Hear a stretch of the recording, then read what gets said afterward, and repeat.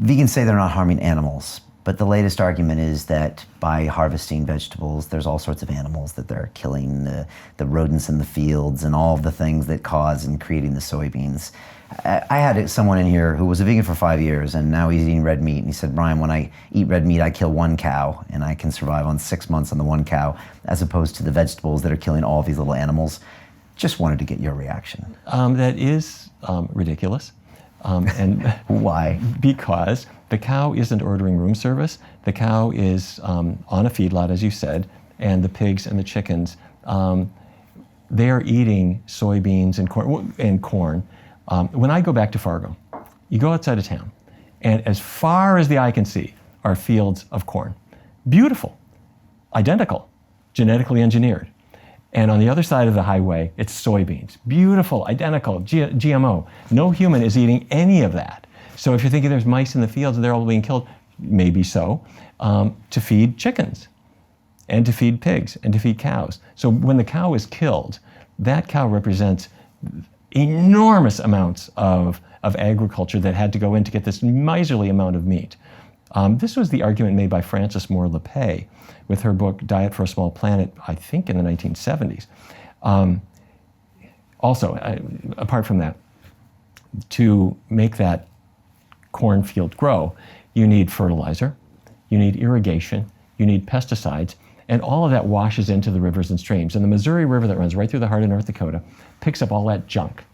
And the fertilizer causes algae to grow. And as it ends up in the Mississippi, and as it flushes out below Louisiana and Texas, there is now a dead zone as big as the state of New Jersey from all of the fertilizer and the growing algae bloom that then died off and killed everything in the water, thanks to growing feed crops for animals.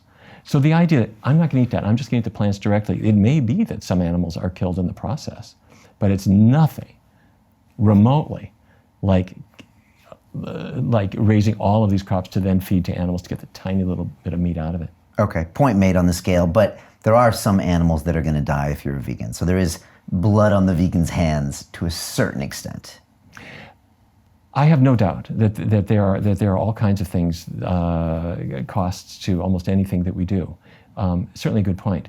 But when a person stops eating animal products, they're making a really good shift.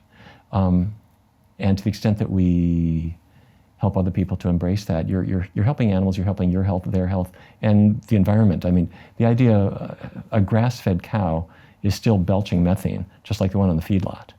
And methane is a far more potent greenhouse chemical compared to CO2. So yeah, it's a darn good thing to go on a plant-based diet. But let me again say that for the first half of my life, I wasn't there. I was on that side of it. And when I see my cousins, you will see signs for Barnard stock farms in the Midwest. Those are my family. I love them dearly, and I understand it, and I had a taste for it, and I worked at McDonald's and everything. But at some point, my feeling is it's just a good idea to put that in the history book. Sure. No, I understand that. I appreciate you addressing that stuff.